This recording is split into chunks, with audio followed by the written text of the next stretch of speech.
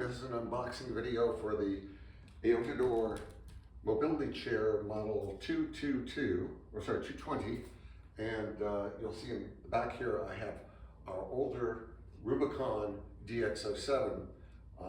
It's February of 2026. It's 22 degrees outside, so I'm doing this in my living room because it's too cold to be doing this in the garage. Okay, let's take a look and see what we get.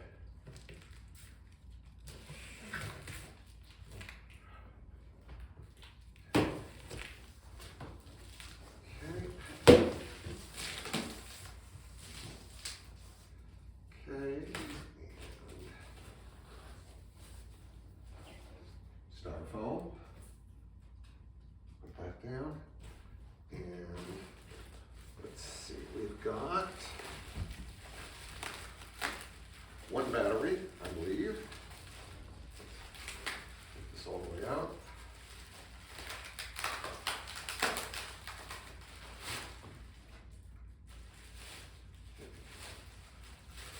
This, and it's pretty substantially heavy. And let's see.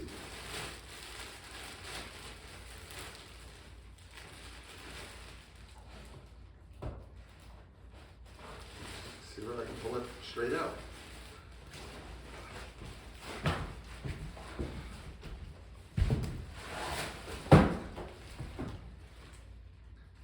And the answer to that is yes, I can. Okay, let me put this out of the way. And let's see what we've got here. Okay, there's a box here, and in it we have a charger and a power cord.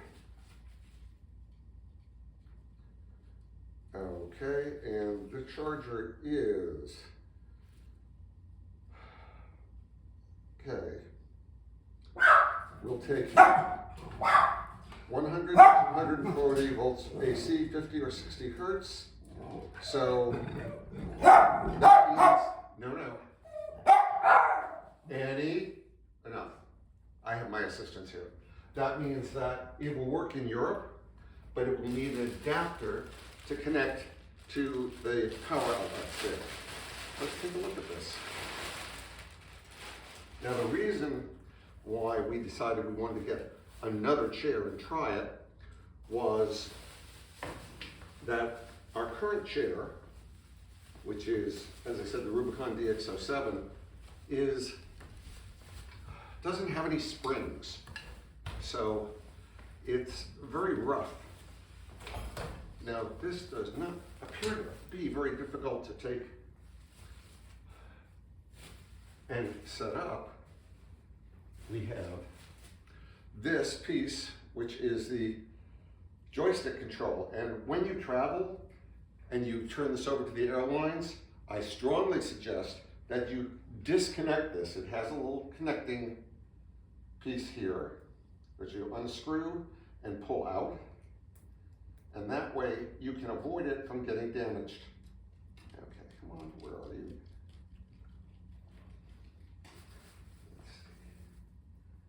And that would be, let me make sure I got it right. Okay, come on. Where do you connect? There we are. So, this, take on the plane with you. Of course, you have to take the battery on the plane with you. It's a requirement. And if you're right-handed, you're going to put this in here, and you can set the distance a little bit so it'll be convenient. And if you're left-handed, you'd have to restring where this goes and hook it for the other hand. Okay, so let's line this up. It has a orientation notch, which I just got, and then just screw it down again. Okay, very good. And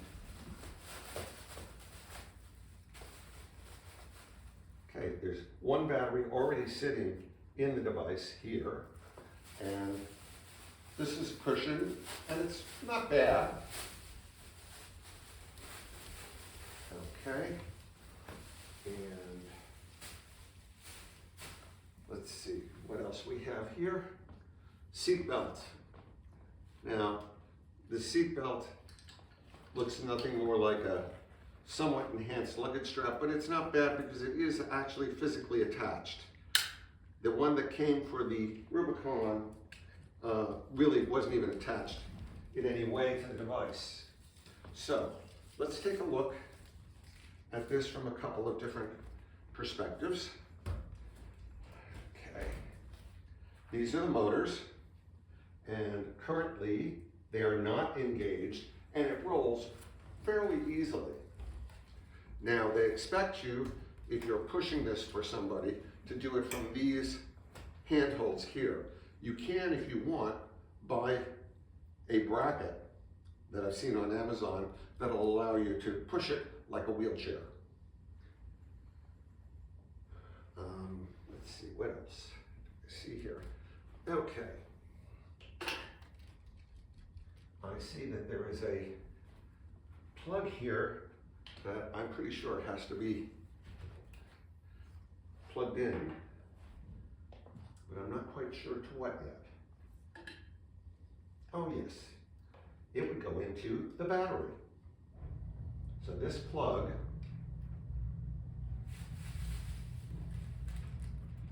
and the battery has a location for the plug. And as I said, since there's already a battery on board, and this comes with 2 batteries standard, I should be able to just attach it. Maybe I want to do this carefully. Okay.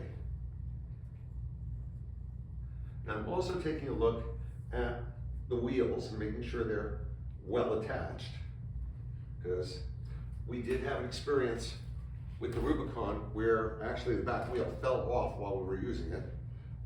We were able to get it fixed. It really didn't take much effort. And let's see where there's any charge in the battery right now. Let's see. And this needs to be cut off. Okay. So, got that.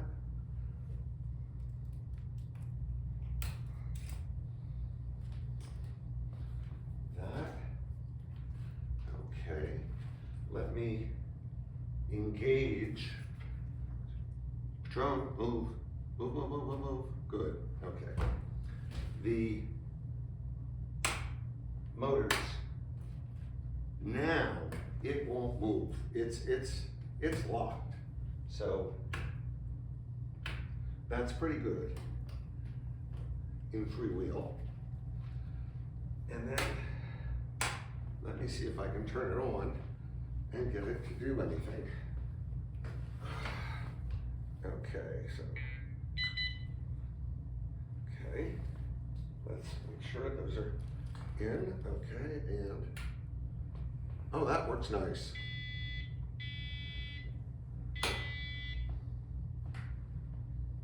Okay, well, just doing a little comparison between these two, so you can see one versus the other. They are priced roughly the same. And this one, though, is heavier by almost 10 pounds. Let me get behind it. Than this one. So when I fold this up and carry it, this is fairly easy to load up into a car. Now I'm going to see for myself what this one's like. Let me turn this off and compare what it might be like. And actually, let's see, the first question is, how do I release it? Okay.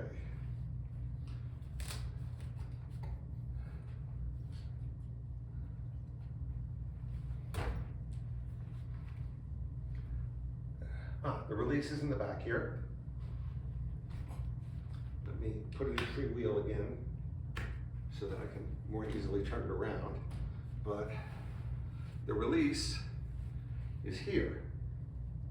And so, let's see. Do I push it or pull it?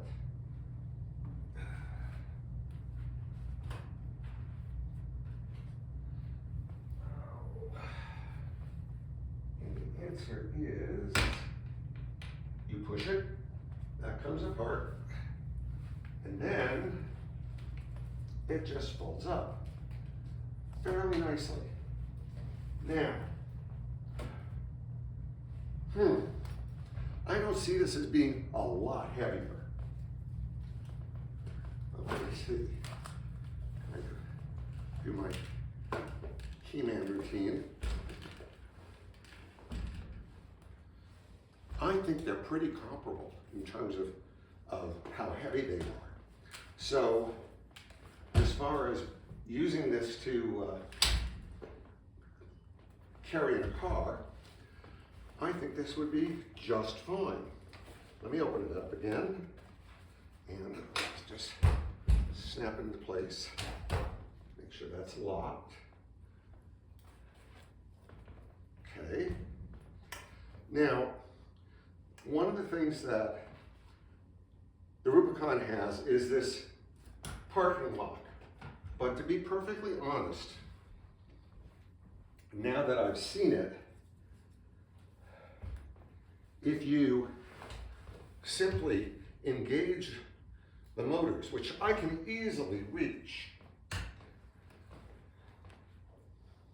this one and that one, you're not going anywhere. So I'm impressed. Let me move this out a little bit, see if I can adjust it to my arm length a little better. And I can. It's a little cramped, but I don't think it's any narrower than this one. So, all I can say is, good job.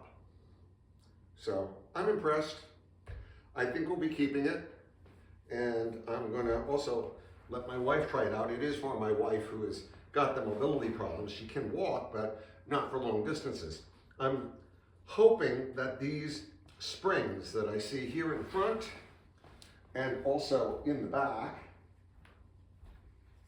will absorb, or under the chair, will also absorb some of the bumps for rougher terrain. But all in all, I think it's good. Thank you for joining me.